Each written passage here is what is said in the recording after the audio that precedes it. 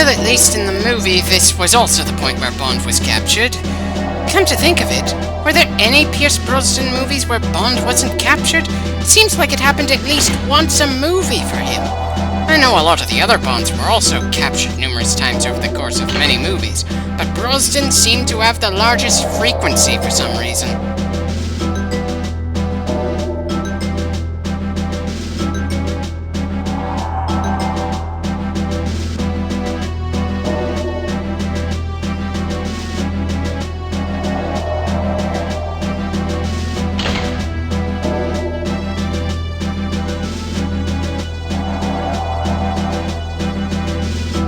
Again, Q is annoyingly useless and not even entertaining to read.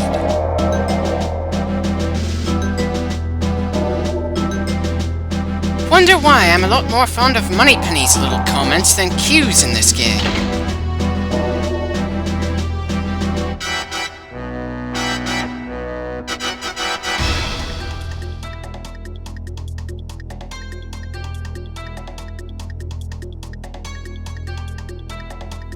Well, it's certainly a stupid decision for them to leave our gun right in front of us, even if they have 2 guards in the room. Anyway, let's see how Bond handles talking to these nameless goons.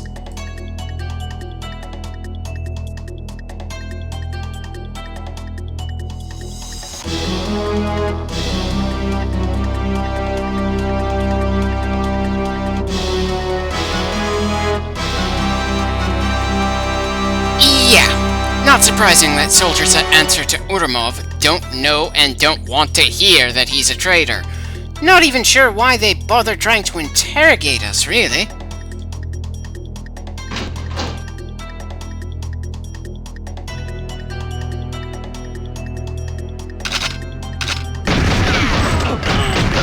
These guys weren't about to question the fact that the general we claimed was a traitor wanted us executed while we were still in the interrogation room. And much like last time we broke out of a confinement, the enemy doesn't take long to start swarming all over us once we start shooting.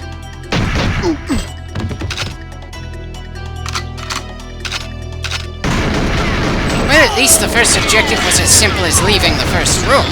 Though, much like our escape from the underground of Severnaya, we're getting shot at from multiple directions at once, in narrow corridors that don't offer us much, if any, cover.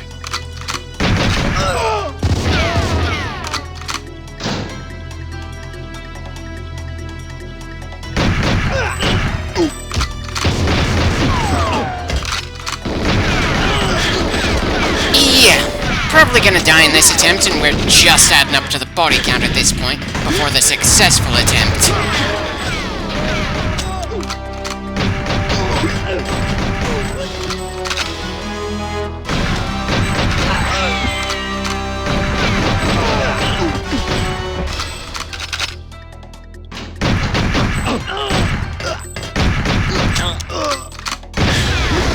Didn't even manage to reach the 2nd floor. Ah well, at least the botched attempt didn't last that long.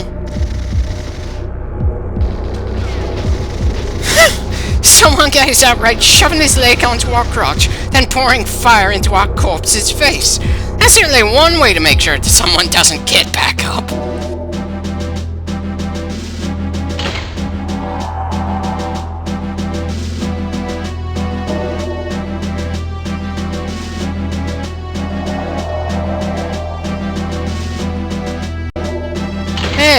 Let's try that again, only without giving the bastards enough time for the man with the orders to unceremoniously execute us, to arrive in there. Well, that and try to thin the enemy out some more before we start charging through those hallways, and maybe remember to grab a nearby bit of body armor this time. The game encourages you to speed things up in quite a few ways, while also giving you plenty of temptations to slow down. Some of the bits of dialogue you may want to read at least once in a playthrough. Numerous enemies trying to scramble over each other just for a chance to put some bullets in you. That sort of thing that just makes you want to slow down and just appreciate everything that's going on at the moment.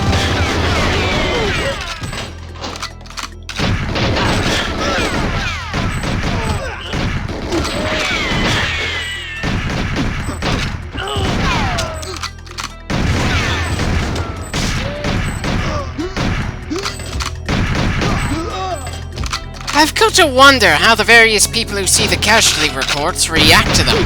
You've got M, of course, who's probably going, oh, that has to be a lie, to try making up for the fact that he got captured twice and lost track of the girl even more than that.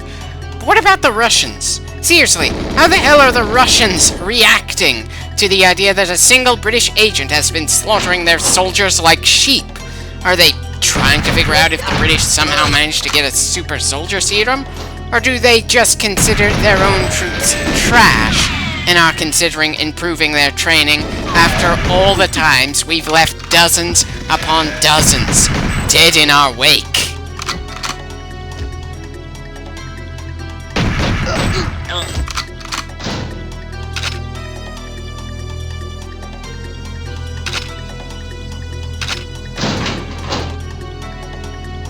Seeing as how Natalya always ends up in a random location, it's better if we just head for Mishkin first.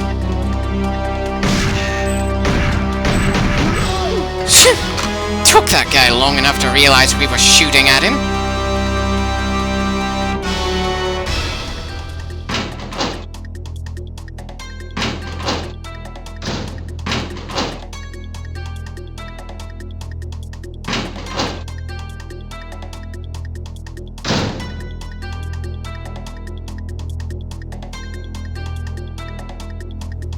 Not too sure how I feel about the game making Mishkin's fate a little more ambiguous than the movie. On the one hand, I didn't like the way he was executed by Ourumov in the interrogation room in the movie, but on the other, this game feels like it doesn't really give him enough of a role to make up for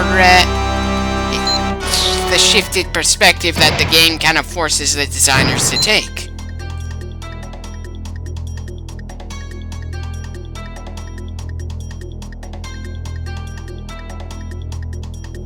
I don't suppose you could also do something to stop the various soldiers who will keep trying to kill us throughout the archives and the rest of the city, will you? I somehow doubt all of them are traitors like the General. Not that those doubts are gonna stop me from killing everyone we run across. Just that you probably want to avoid taking quite so many casualties due to the actions of one man, if at all possible.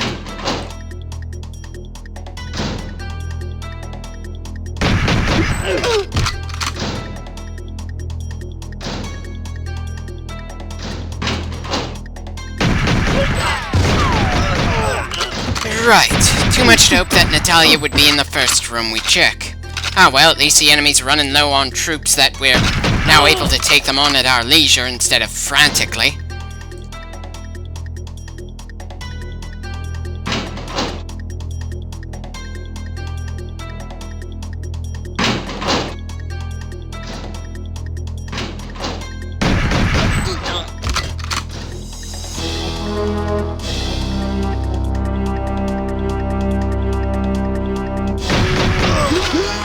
Again, just what determines when an enemy is going to react to the sound of an unsilenced gun around here?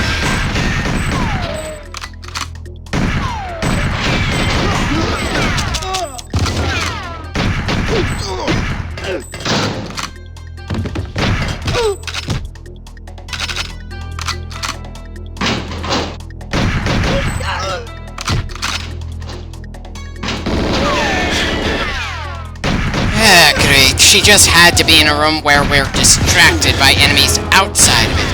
And if we take too long to deal with the enemies in the room with her, she's going to run away to another room which might have more guards in it. I just do not have any fond memories of Natalya in this game, though I suppose I should be grateful that a lot of escort-based characters made in games after this one tried their damnedest to avoid being quite as annoying as Natalya in this game.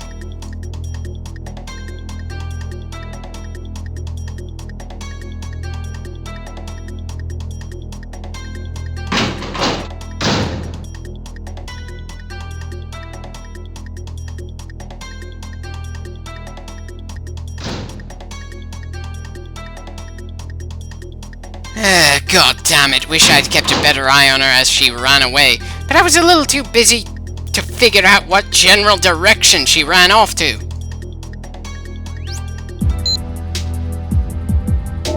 That's right, we can't complete the mission unless Natalya is running behind us, and she's the biggest obstacle to her own escape at the moment.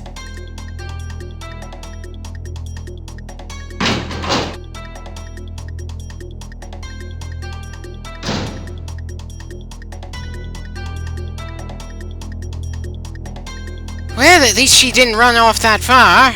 Though I suppose the mission area isn't all that large anyway. Now, let's get out of here since there aren't any more Russian soldiers as far as I can see. And come to think of it, just how does she feel about all our countrymen we've slaughtered both here and at the Severnaya facility when we first met? And, as a side note, the window we just broke had to be the cleanest window I've ever seen through.